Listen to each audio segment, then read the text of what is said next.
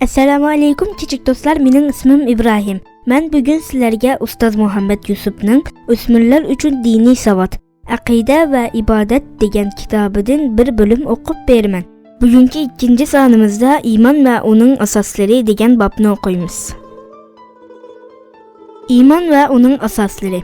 Kelima tayyiba va uning ma'nosi. Savol: Kishilar islom diniga qanday kiradi? Javob: Kishilar islom diniga la ilaha illalloh Muhammadur Rasululloh degan kalima tayyibani ma'nosini bilib aytish, uningga dili bilan ishonib, tili bilan iqror qilish orqali kiradi. Savol: Bu kalima tayyibaning ma'nosi nima?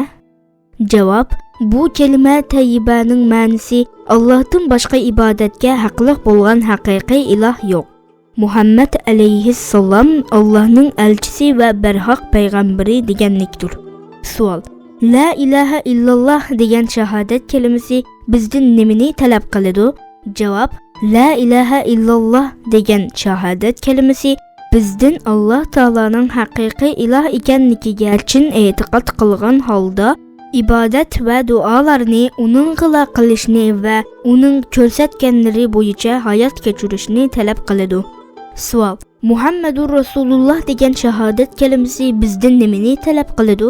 Javob: Muhammadur Rasululloh degan shahodat kalimasi bizdan Muhammad alayhissalomdan kelganligi aniqlangan hadislarga ishonib, amal qilishni, uning buyurganlarini ijro qilib, to'sqanlaridan yenishni va ibodatni uning ko'rsatgani bo'yicha o'rinlashni talab qiladi.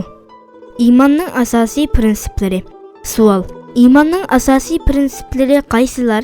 Javob: Iymonning asosiy prinsiplari: birinchi, Allohning borligiga va birligiga chin ishonish; ikkinchi, Allohning payg'ambarlariga chin ishonish; uchinchi, Allohning farishtalariga chin ishonish; to'rtinchi, Allohning kitoblariga chin ishonish; beshinchi, qiyomat kuniga chin ishonish; altinchi, yaxshilik va yomonlikning Allohning taqdiri bilan bo'ladiganligiga chin ishonishdan iborat.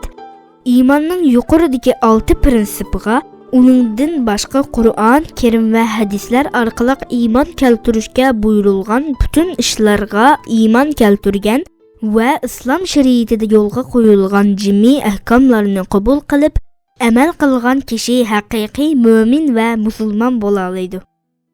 Kichik do'stlar, shunda qilib bugungi anglatishimiz mushu yerda oxirlashdi. Kelar qatimqi sonimizda ko'rishguncha omon bo'lg'aysizlar. Assalomu alaykum va rahmatulloh.